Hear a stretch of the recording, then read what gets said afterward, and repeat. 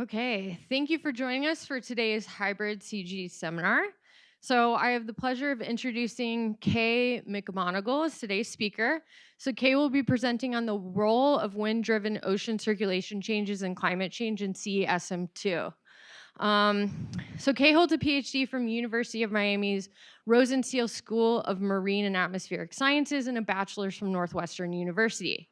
Kay's currently an assistant professor or will become an assistant professor at University of Alaska Fairbanks in the College of Fisheries and Ocean Sciences. And prior to moving to the Department of Alaska, he was visiting instructor at Duke, teaching a course on climate system, and postdoctoral researcher at North Carolina State University. So Kay has a number of recent publications on warming in the Indian Ocean and ENSO, and his research currently focuses on ocean-climate interactions with specific attention to the role the oceans play in regulating climate and how changes in climate impact various ocean properties and circulation patterns. Now, as has been the case with previous seminars, we'll take questions from both the in-person audience and the virtual audience at the end of the seminar. If you're online, please put any questions you might have during the course of Kay's presentation on the Slido page, which you can find either the link in the YouTube description on the stream that you're currently watching if you're online, or you can just go to Slido and then input the page name, which is CGD Seminar. And at that, I will hand it off to Kay. Hello, thank you for that introduction, and thanks for giving me this opportunity to speak. I'm sad I can't be there in person, but glad I can still share some of these results. So I'm going to talk about using CESM2 to understand the role of wind-driven ocean circulation changes in historical and projected climate change. And this is work I've done with my postdoc advisor, Sarah Larson. And I put my new Alaska email here too. I think my NC State email will probably stop existing at some point. So if you want to get in contact with me, that's the one to use. Okay, so a little bit of an outline of what I'm going to talk about today. I'm going to start with an introduction with some motivation for the question that we've been looking at. I'll talk a little bit about what I mean by the wind-driven ocean circulation and our experimental setup in CESM2. And then I'm going to go through two different examples of looking at how the wind-driven ocean circulation impacts climate change. So first, I'll talk about how the wind-driven ocean circulation changes can amplify warming over the historical period. And then I'll talk about the impact of wind-driven ocean circulation changes on the projected development of the North Atlantic warming hole, and end with some conclusions.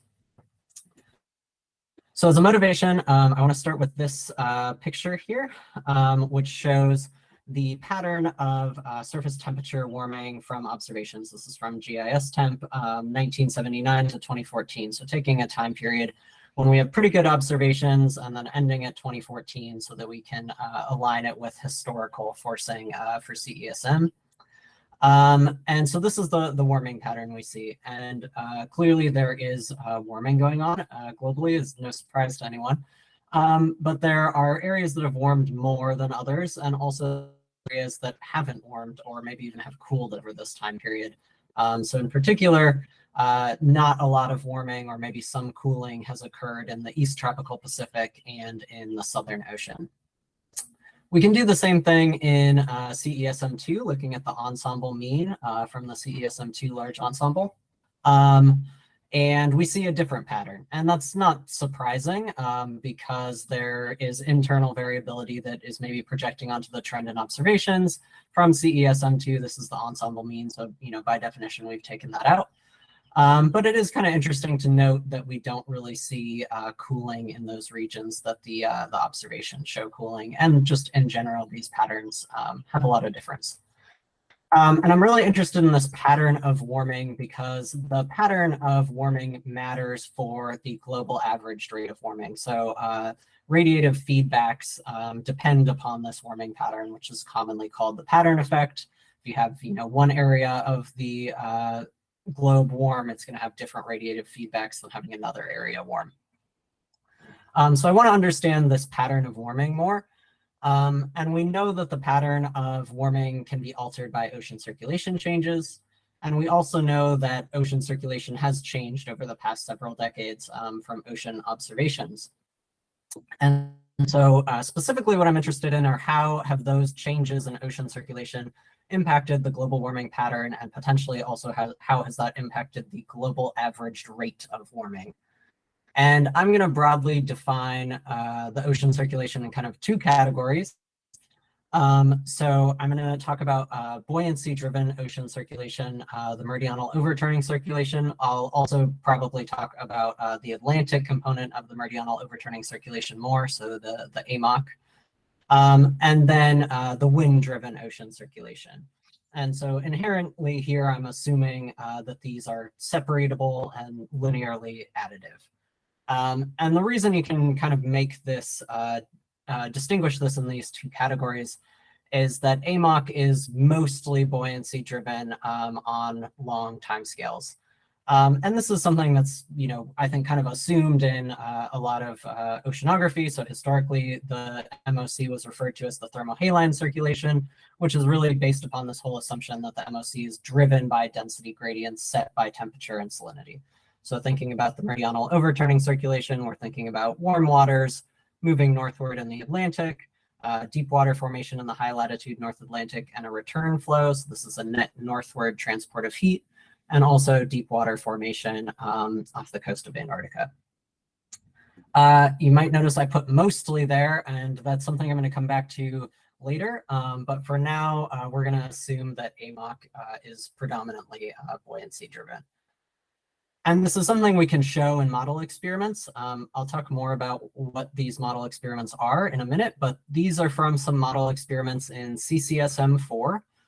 This is the mean AMOC in a pre-industrial run that the ocean and the atmosphere are exchanging time-varying buoyancy fluxes and time-varying wind stress.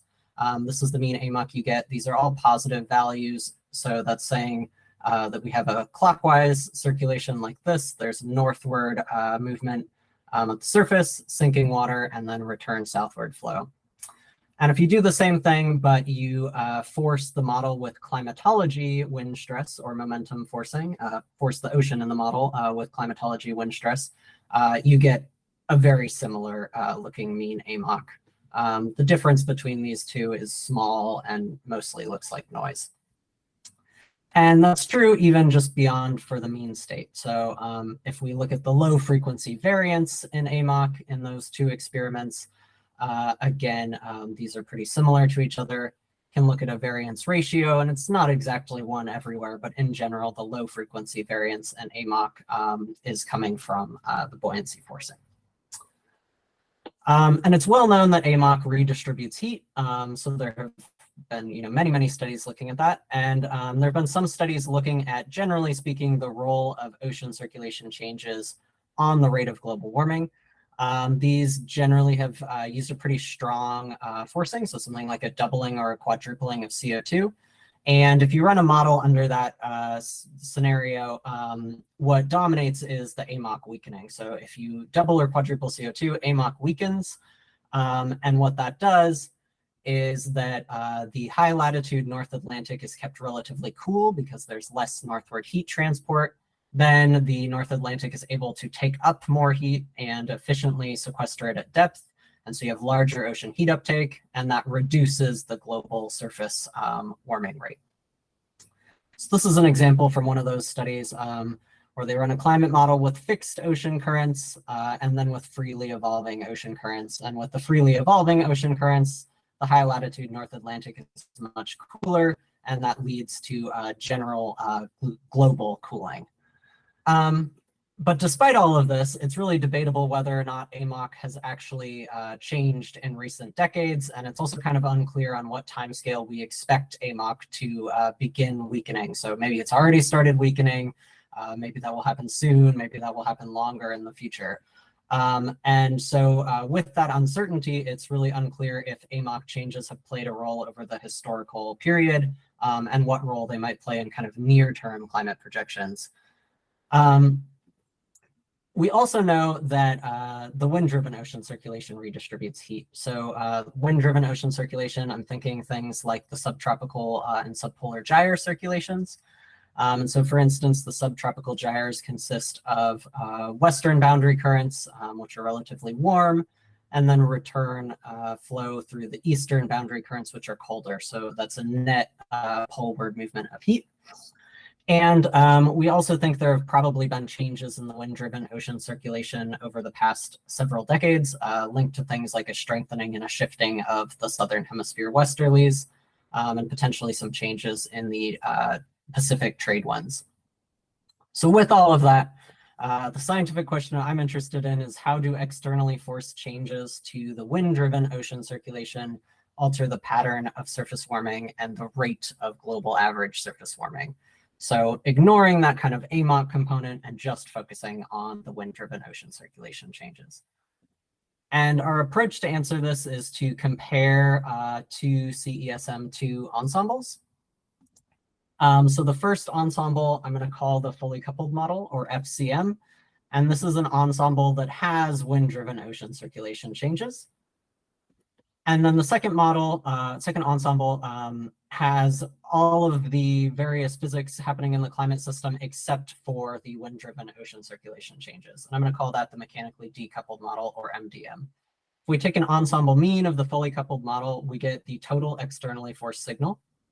If we take an ensemble mean of the mechanically decoupled model, we get the externally forced signal due to everything except wind-driven ocean circulation changes. And so if you subtract the two of these, what you're left with is the impact of wind-driven ocean circulation changes on the externally forced signal. A few more details about what this looks like. For the fully coupled model, the ocean is forced by time-varying buoyancy and wind stress. For the mechanically decoupled model, the wind stress forcing on the ocean is fixed to a 6-hourly pre-industrial climatology, which is calculated from the fully coupled model. So kind of schematically, this is what it looks like. If we start on the right with the fully coupled model, CAM6 and POP2, so the atmosphere and the ocean, are exchanging some mean buoyancy flux plus some anomalies in time of buoyancy flux.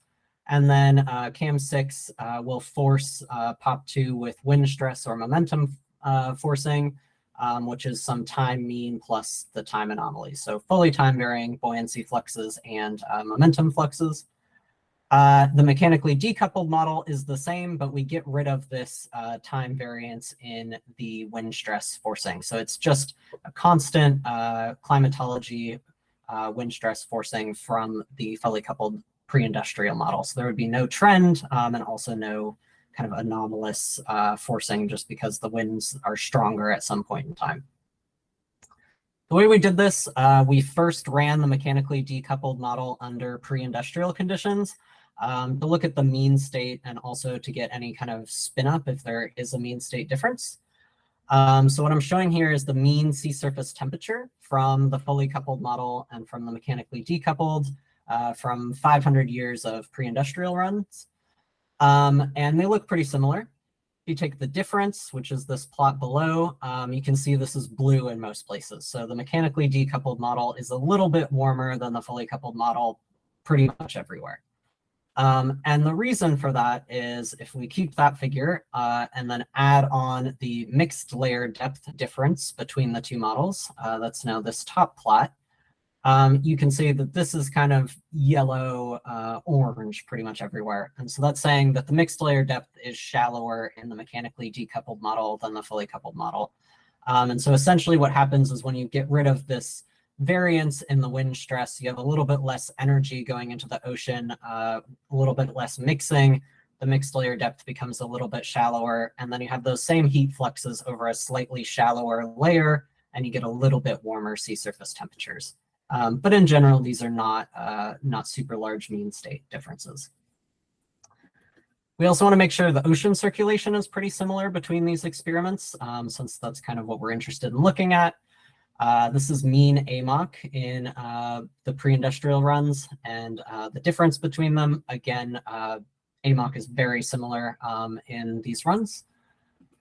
And then to look at the horizontal ocean circulation, what I'm showing on the right is the barotropic stream function. So the top is the mean in the fully coupled model, and below is the mean in the mechanically decoupled model. Reds here are clockwise, and blues are counterclockwise circulation. And you can see they look very similar.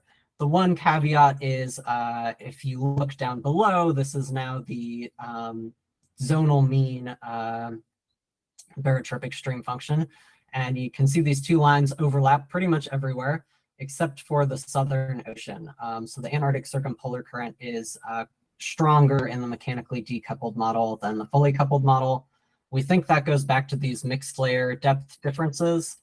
The mixed layer depth changes a lot close to the coast of Antarctica. It's an area that has like a lot of storms and a lot of wind variance. And it doesn't change as much on the north side of the Antarctic circumpolar current. And so that leads to a steeper tilt of the isopycnals across the Southern Ocean, and effectively you spin up the Southern Ocean a little bit in the mechanically decoupled model.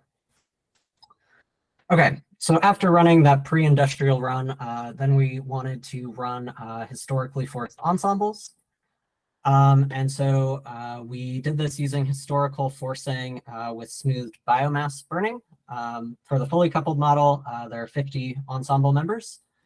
And then we ran 20 mechanically decoupled model ensemble members with the wind stress forcing on the ocean fixed to that 6-hourly pre-industrial climatology. And those are branched from the mechanically decoupled pre-industrial simulation. And then we extended that through to 2100 using the SSP 370 with smooth biomass burning. Again, there are 50 fully coupled model ensemble members. We ran 10 mechanically decoupled model members for this because it turns out 20 was more than enough. I'll talk about why in just a minute, but you actually don't really need that many ensemble members for the mechanically decoupled model. And those were branched from the MDM historical simulation. And all of this output is on Casper and campaign storage. So, if you are interested in looking at anything from these runs or collaborating on anything, feel free to let me know. I can point you to it.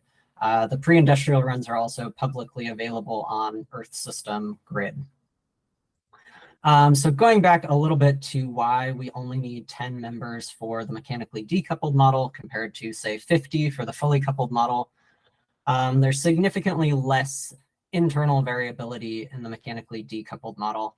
And the big reason for that is when you decouple the wind stress forcing on the ocean, you destroy the Bjerknes feedback. And so there are no ENSO events in the mechanically decoupled model. And that's something kind of interesting in and of itself. I'm not going to talk about it today, but you can do some interesting things in the pre-industrial model because there isn't any ENSO. It makes it easier to kind of look for variability besides ENSO. So things like the Pacific meridional mode and the Indian Ocean dipole that doesn't have ENSO in some ways. So what I'm showing here are the 50 fully coupled model members, and this is the trend in surface air temperature over a 45-year period. And you can see that some of these look quite a bit different from each other. And just as kind of an example of the spread in them, highlighting two of them. So this is the ensemble member with the highest correlation with observations and the lowest correlation with observations. They look pretty different, and these correlations range from 0.34 to 0.59.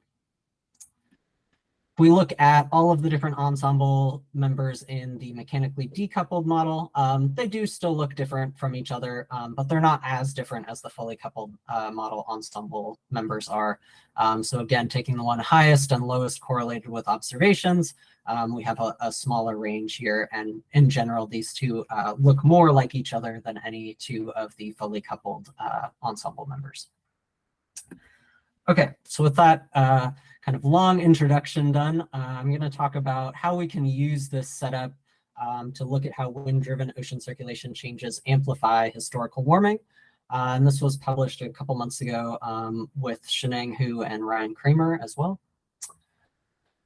So for this, I wanted to look at the trend in surface temperatures in the two ensembles over the historical period. But first, to kind of validate what we're doing, I want to make sure that any difference I see isn't due to a difference in AMOC. So what I'm showing here is the AMOC max as a function of time. The thick lines are the ensemble mean. Red is the fully coupled model, and the blue is the mechanically decoupled. And the shading there is 2 standard deviations on either side of the ensemble mean, 2 ensemble standard deviations. So you can also see the lower spread in the mechanically decoupled model compared to the fully coupled. And then over to the right is the change between 1979 and 2014 histogram of all of the ensemble members. So you can see in both ensembles, there's a maximum in AMOC in around year 1980, and then a decline through to the end of 2014. And there's a little bit of a difference between these two models, but in general, the AMOC trend is very similar. And that shows that the simulated AMOC decline is primarily due to changes in buoyancy, not changes in wind stress, as we would expect. We can also look at what this looks like in terms of the structure of the AMOC change. So in depth latitude space, this is the trend in AMOC in the fully coupled model on top and the mechanically decoupled below.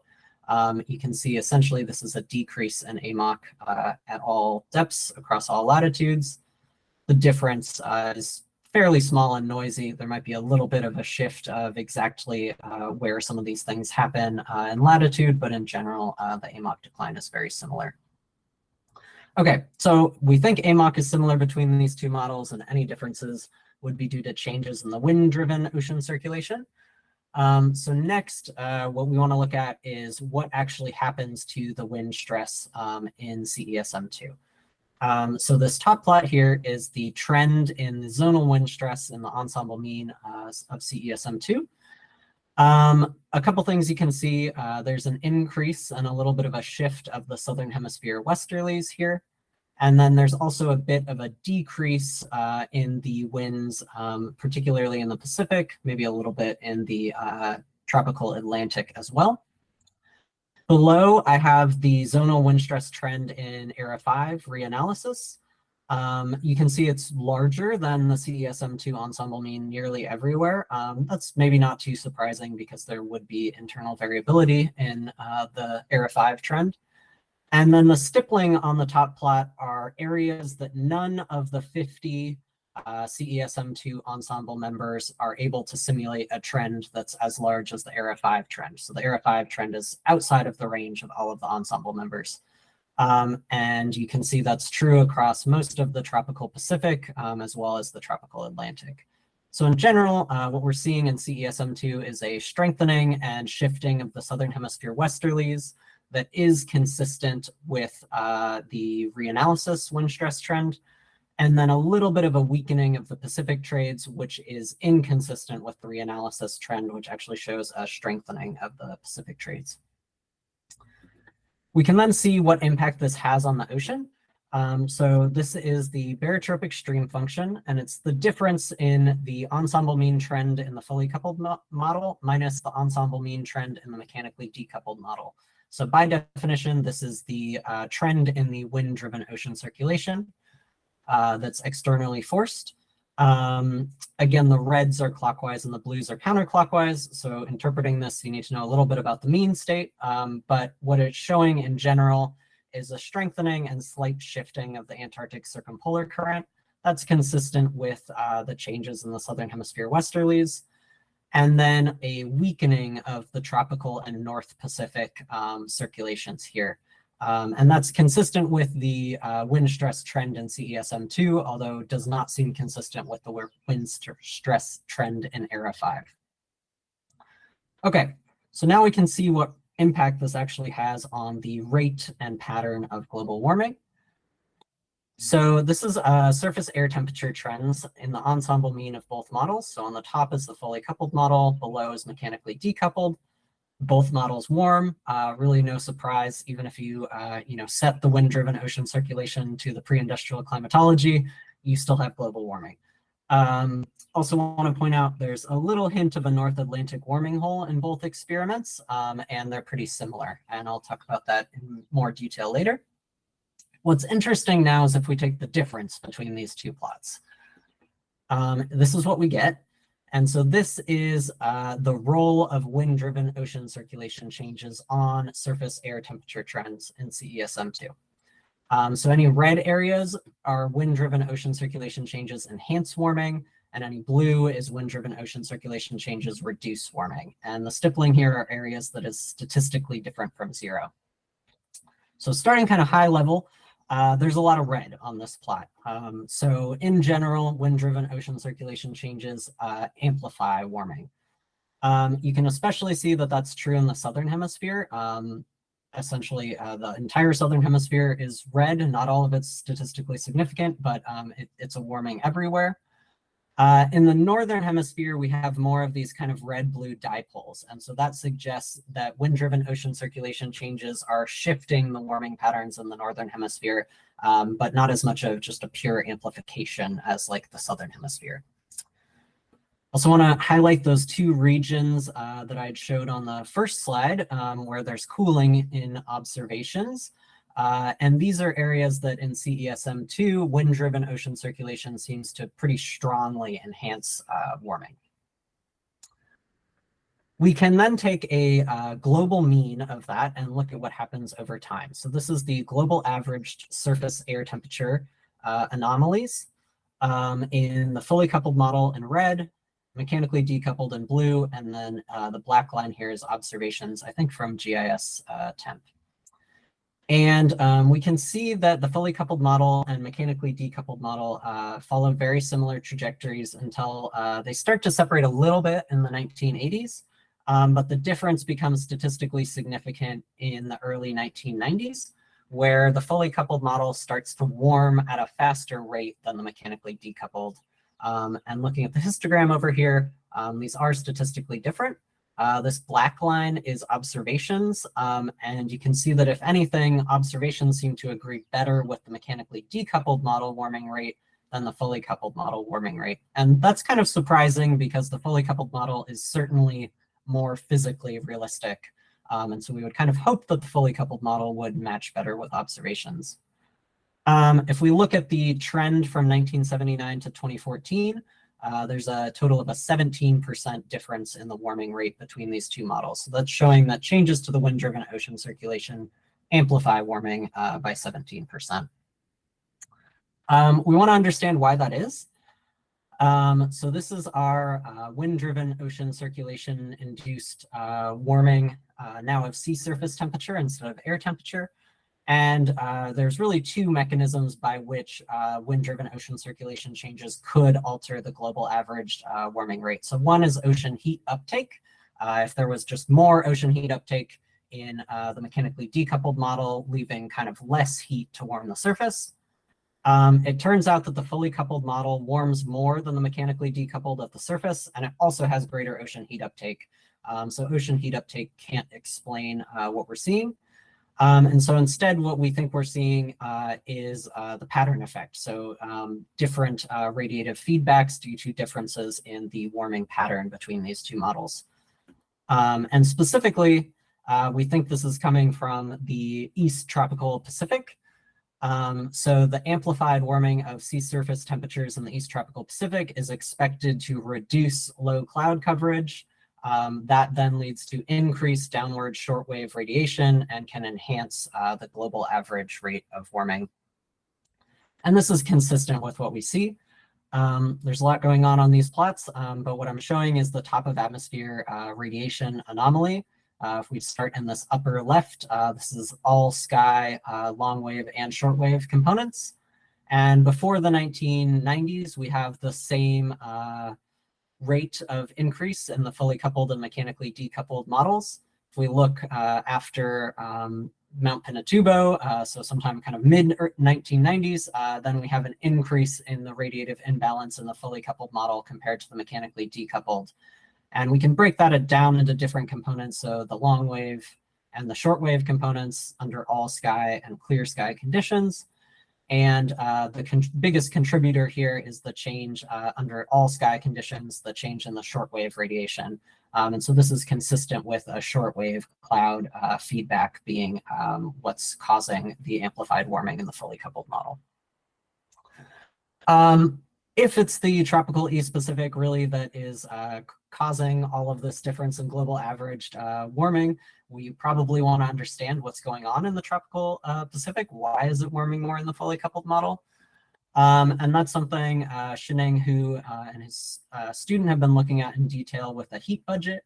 But just to show you some kind of general insights about what might be happening.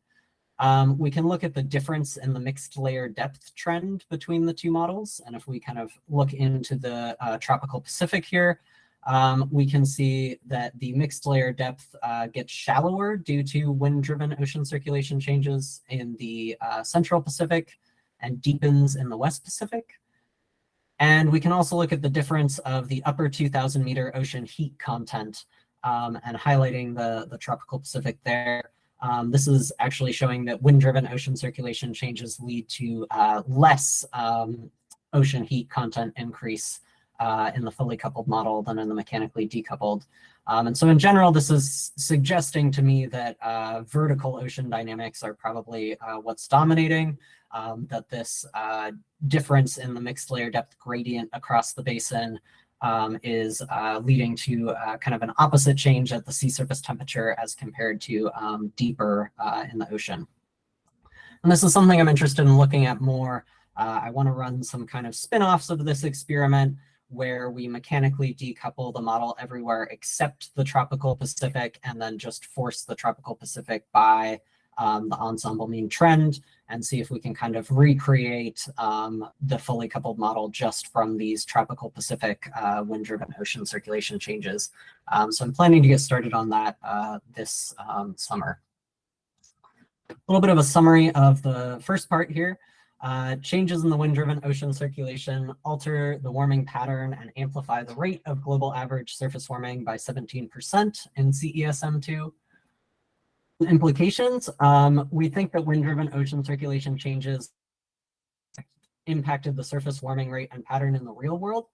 They might not have been impacted in exactly the same way as in CESM2, but this is kind of proof that certainly wind-driven ocean circulation changes can alter the global averaged warming rate. And then also atmospheric circulation changes may be a significant source of bias in historical and future climate projections. So if the atmospheric circulation change in the model is unrealistic, the surface wind change maybe is going to be unrealistic, and then that can have impacts on the wind-driven ocean circulation and kind of lead to these biases down the line. And so in particular, what I'm thinking about here is that tropical Pacific wind stress trend in ERA 5 that's outside of the range of all of the CESM2 ensemble members, and yet we think that's what's giving this kind of amplified warming due to wind-driven ocean circulation changes. And so possibly that could be a source of bias in CESM2. I don't think that that would only be a CESM2 problem. I think this would probably be a broader CMIP wide bias, thinking about the fact that, for instance, very few, if any, of the CMIP models are able to recreate the observed trend in tropical Pacific sea surface temperatures over the historical period. You could take the other view, though, which is to say that none of the CESM2 ensemble members are able to simulate the ERA 5 wind stress trend because CESM2 just doesn't have large enough internal variability. Certainly possible that that is also the culprit here, although I think that would also open up its own questions about why CESM2 does not simulate large enough internal variability that is somehow leading to these differences in the tropical Pacific wind stress changes and the wind-driven ocean circulation. Okay, moving on, this will be much shorter, this half. I want to talk a little bit about what I'm working on now, which is how do wind-driven ocean circulation changes impact the future development of the North Atlantic warming hole. And this is something I've been doing with Sarah Larson and Melissa Gervais. So the North Atlantic warming hole is this area of relative cooling in the high latitude North Atlantic. Relative cooling meaning that oftentimes it is just an area of less warming. So if you subtract the global averaged warming rate, it will look like a cooling. In CESM2, it turns out it's an absolute cooling and not just relative cooling, but this is why it's called the warming hole, is it might still be warming, it's just warming less. And you can see the warming hole in observations. So this is HAD-I SST as well as in climate models, this one being the MPI climate model. And this leads to all kinds of, kind of interesting things. This is if you took the first half of 2015 and looked at the percentile of how warm it was compared to historical temperatures. And you can see, most of the globe is in this much warmer than average, or maybe warmest ever in 2015. But the high latitude North Atlantic was actually like record coldest in some areas. And the North Atlantic warming hole is important partially because it impacts the overlying atmosphere. And so this is some of Melissa Gervais' work. If you have this cooling or lack of warming, it's going to impact the atmosphere through a linear response as well as through an eddy mean feedback response. And so this means that the total response is not linear. So the exact kind of magnitude of the warming hole is pretty important for what this atmospheric response looks like. And this comes out in terms of all different fields. So these are some of her figures showing the impact on things like turbulent heat flux and sea level pressure. And there's several proposed drivers of the North Atlantic warming hole. So I think probably the most popular one is that a weakening of AMOC leads to a reduction in ocean heat transport into the region. There's also some arguments that the subpolar gyre is related to the North Atlantic warming hole by increasing the ocean heat transport out of the region. Recent paper showed you can get a North Atlantic warming hole in a slab ocean model, suggesting you don't need interactive ocean dynamics, and instead turbulent heat fluxes can give a warming hole. And then there's some argument that the North Atlantic warming hole and AMOC are connected, but actually the North Atlantic warming hole leads AMOC, and that has to do with the kind of timing of reduction in deep convection and what happens with that freshwater fluxes. I'm going to take somewhat of a different question and not talk about what causes the warming hole, but instead look at the role of wind-driven ocean circulation in the development and the life cycle of the North Atlantic warming hole. So once the North Atlantic warming hole has begun developing, what happens? And so this is the area mean sea surface temperature in the area of the North Atlantic warming hole in our two model experiments. So the red line here being the fully coupled model, and the blue being the mechanically decoupled. And in CESM2, the warming hole begins around year 2000, when you can see kind of a downturn to these. And the fully coupled model and mechanically decoupled follow each other very well until about somewhere between 2040 and 2050, where the fully coupled model warming hole amplifies. So it cools more rapidly. And the mechanically decoupled kind of just continues on the same path. So I'm going to call that period 1. And then the sign changes around 2070. So around 2070, the warming hole in the fully coupled model erodes. So instead of being a cooling, it becomes a warming. And again, the mechanically decoupled model kind of just continues along this mostly linear trend. And I'm going to call that period 2. Worth noting, this is mostly a side note, but there's been a lot of work looking at the warming hole in CESM1, and CESM1 looks very different than CESM2. So this is now the ensemble mean from the CESM1 large ensemble, and these are not, this is not subtracting any global mean warming. This is just the absolute sea surface temperature in the area of the North Atlantic warming hole. And so it's interesting that CESM1 is very different. I don't know why, but that would be something else kind of interesting to look into. Going back to our CESM2 ensemble experiments, want to take a look at the spatial pattern of the warming hole. So first, I'm going to look at this time period that the fully coupled model and the mechanically decoupled are fairly similar. So the trend over 2015 to 2045. This black box here is where I was averaging for the previous time series. So over this period, we can see a cooling in the high latitude North Atlantic in the fully coupled model, also a cooling in the mechanically decoupled model.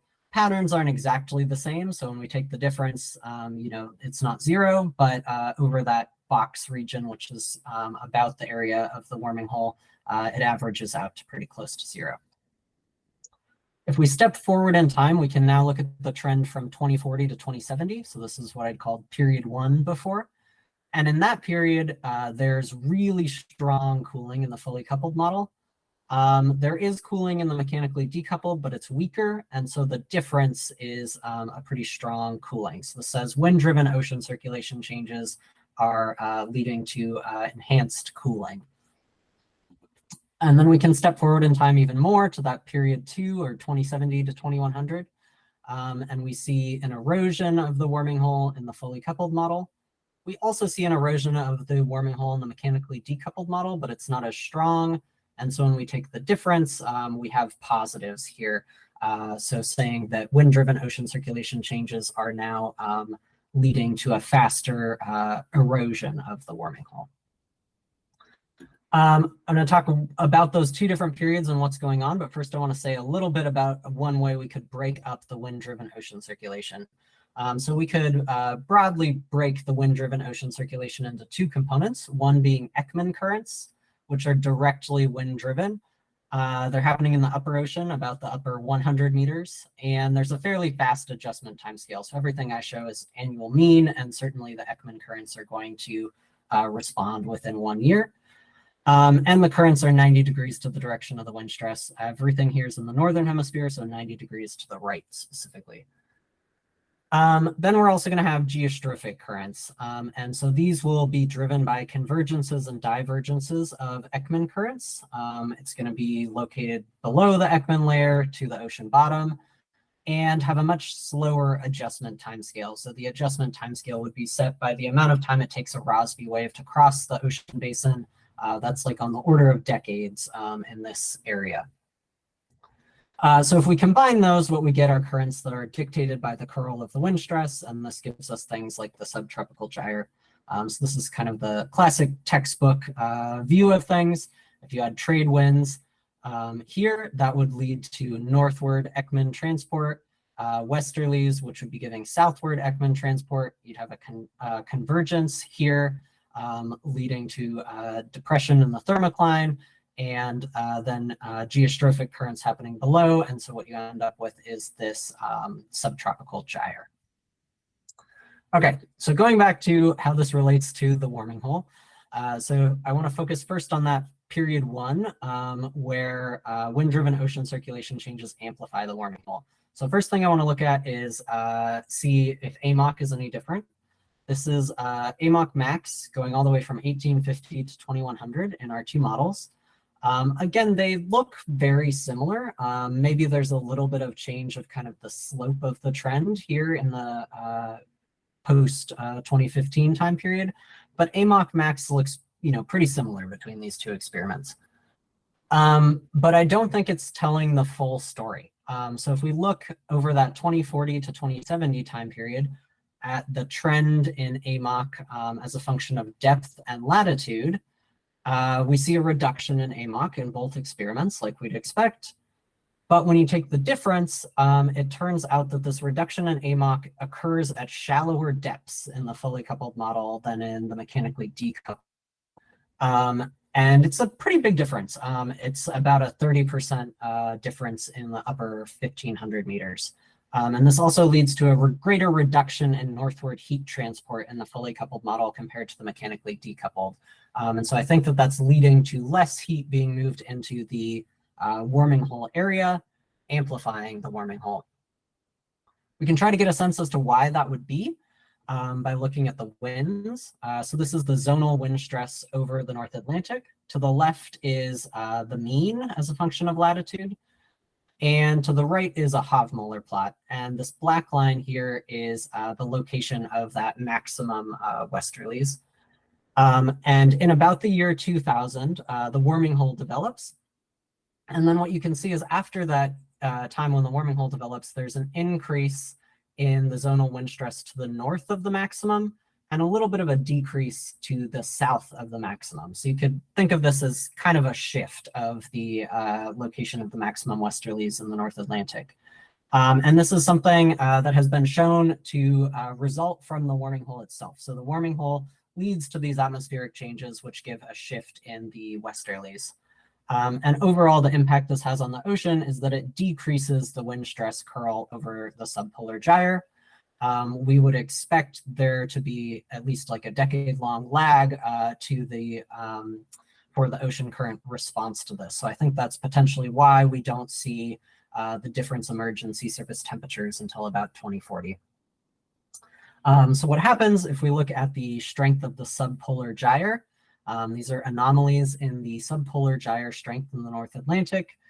And starting at about the year 2000, we can see a decline in the strength of the subpolar gyre in both models, but it's a stronger decline in the fully coupled model compared to the mechanically decoupled. And so I think this is our mechanism through which wind-driven ocean circulation is amplifying the warming hole.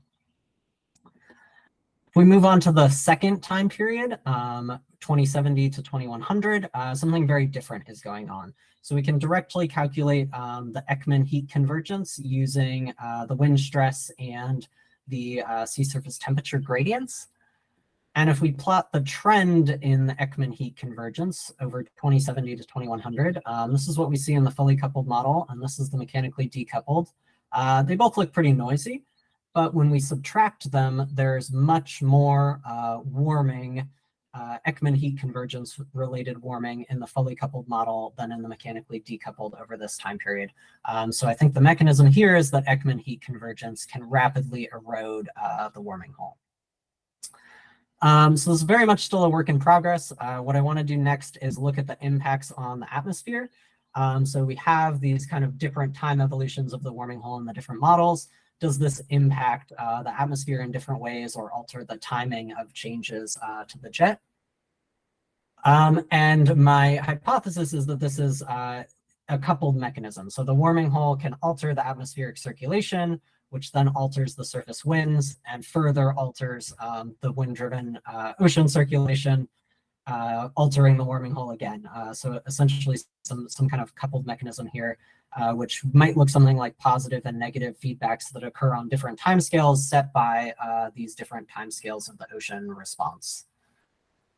Okay, a little bit of a summary.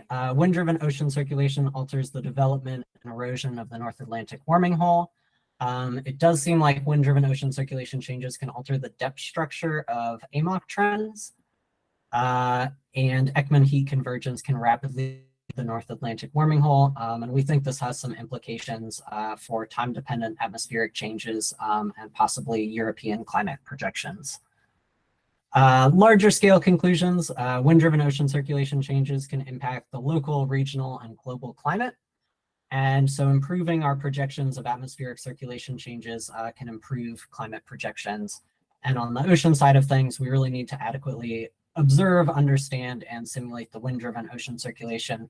It's not just AMOC that's impacting climate scales in the ocean. Couple acknowledgements. Want to thank a few people who helped me either with doing these mechanically decoupled runs or understanding them. So Nan Rosenblum, Clara Dessler, Adam Phillips, and Dave Bailey, and then NSF and Sizzle for the resources to actually do this work. And there's my email address, and I'll take any questions. Thank you. Great, thank you. All right, so open it up to any questions there might be in the room. Looks like Peter Gent has a question.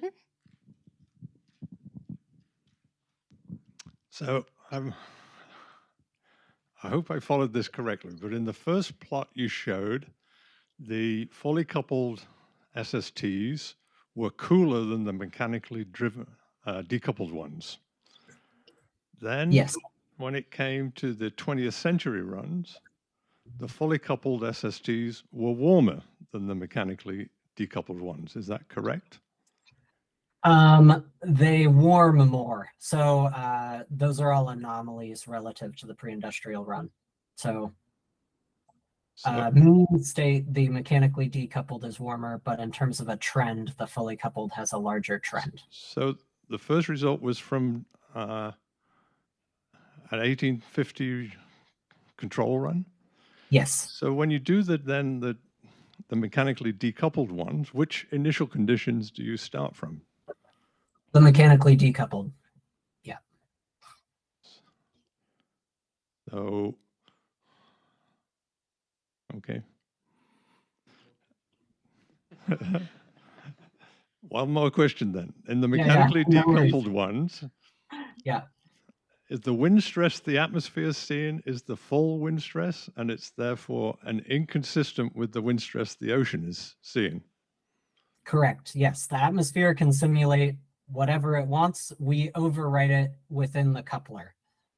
So then when you do a heat budget there, are those results believable given that the wind stress is different in the two components? That's a good question.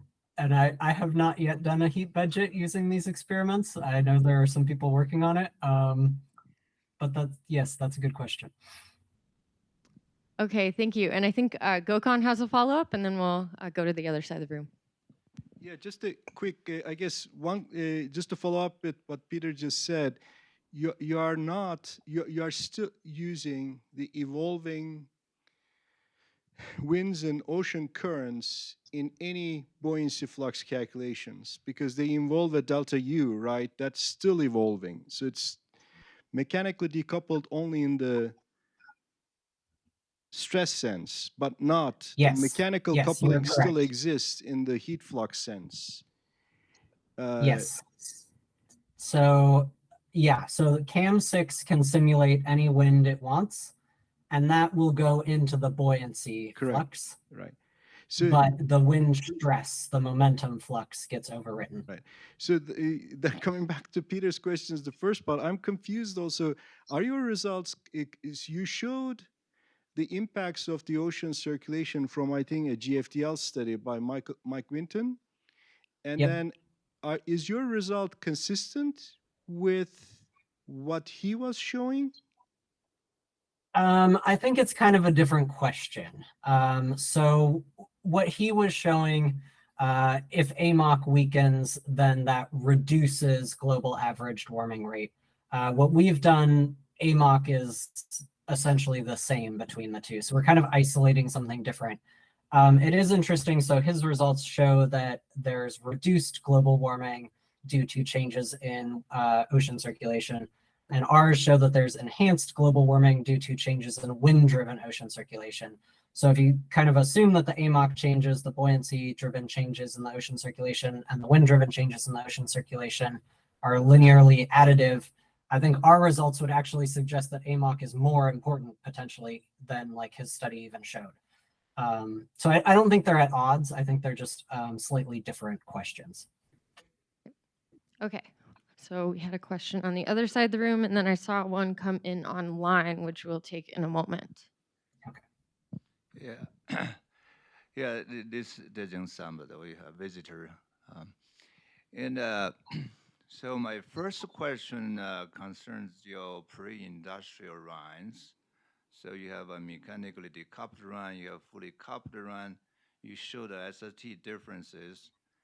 What are the subsurface temperature differences, particularly in the tropical Pacific? That is a good question. I don't know that we've looked at that. Yeah, we have a similar runs with the NCAR Pacific Basin model. The runs that with the interannually varying wind stress actually have a larger cooling signal in the subsurface than the surface. Okay, the second question, you may want to look at it because my impression you try to attribute the SST difference to the mixed layer depth instead of the nonlinearity or rectification of these ENSO signals. The second question is about your global warming runs. And again, the mechanically decoupled run and then the fully coupled run. Now, in a fully coupled run, you have the long-term trend, right, in the wind. You also have this variability ranging from daily, interannual, decadal, right, in addition to the long-term trend. But in the mechanically decoupled run, your wind does not have a trend. Your wind is fixed. So you see the differences, even you focus on the wind between the two runs, not just the long-term trend, the change in the wind, but also the potential, the existence, that's also the change in the variance. Again, ranging as in your daily data, daily, interannual, decadal, right? So in interpreting the differences, you're attributing what's the rule of ocean circulation. You seem to neglect or think it is not that important, the variance, the fluctuations in the winds, which in some cases, at least we can demonstrate, for example, in the ENSO case, they are important in terms of causing Right. this nonlinear effect in the ocean. Yes, so I am assuming that, yeah, like if there was a change in variance in the winds in the fully coupled model, that is not rectifying onto the trend. You're right, yes. So I mean, that could potentially, I guess, have some effect as well. Yeah. Okay. Finally, the trend, how do you think that, I mean, the observed trend in the tropical Pacific, long-term trend in SST, is have the slightly enhanced the zonal SST contrast, right? So what's your attribute, what's your thoughts on that? Is it seems to suggest it's a natural mode of variability, but that's a century-long trend, right? It's not obvious in which natural mode of variability will attribute to that, right? Yeah. Yeah, like what's giving this pattern? Yeah. That's a great question. I think if we know the answer to that, we'd know a lot more about climate science. I don't know. So I mean, I think there's some suggestion, like Yue Dong has done some work, some suggestion that maybe freshwater fluxes over the Southern Ocean can give some kind of pattern here, and maybe the models don't have those Southern Ocean freshwater fluxes. I think that it's potentially related to these wind trends in the Pacific, but I mean, that doesn't fully answer it, because why are the wind trends in the Pacific different than observations anyway? It gets you into another question. Yeah, I don't know, but I think it's very important that people are working on it.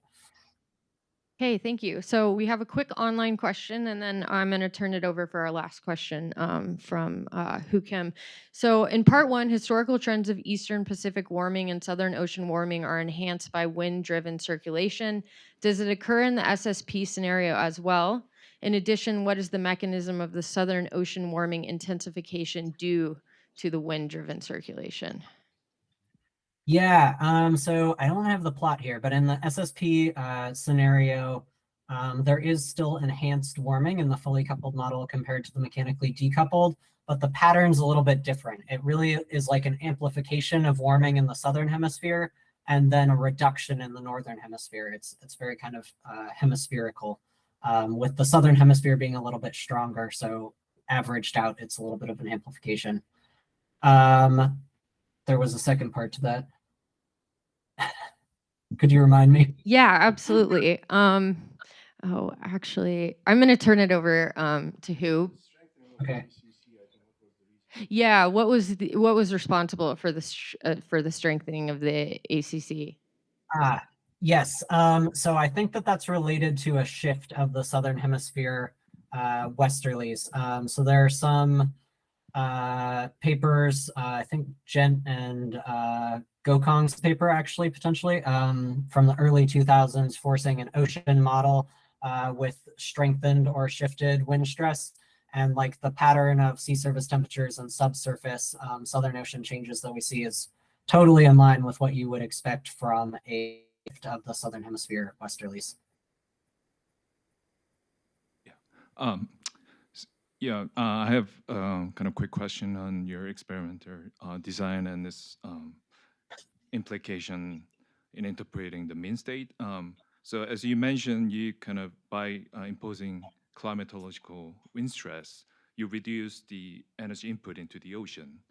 But I see kind of compatible gyro strengths between fully coupled and momentum experiments. So can you explain why do we expect the same strength, similar strengths of wind gyro circulation between two experiments? Yeah, that's a good way. I hadn't quite thought of the question that way, because I guess in my mind I was thinking we would expect them to be similar in explaining the things that are different. I mean, I guess that to me that suggests that the mean wind stress sets the gyre circulation much more than like the energy input or like the anomalies in the wind stress, and that comparatively speaking, like mixing and the vertical ocean dynamics are much more sensitive to the energy input. But that's not something I've looked at in a ton of detail. That's just thoughts right now. Yeah, okay, thank you. Okay, and we are at the top of the hour, so let us thank Kay one more time for presenting. Thanks for coming. Okay, thank you, and we'll see everybody hopefully next week for the next CGD Seminar.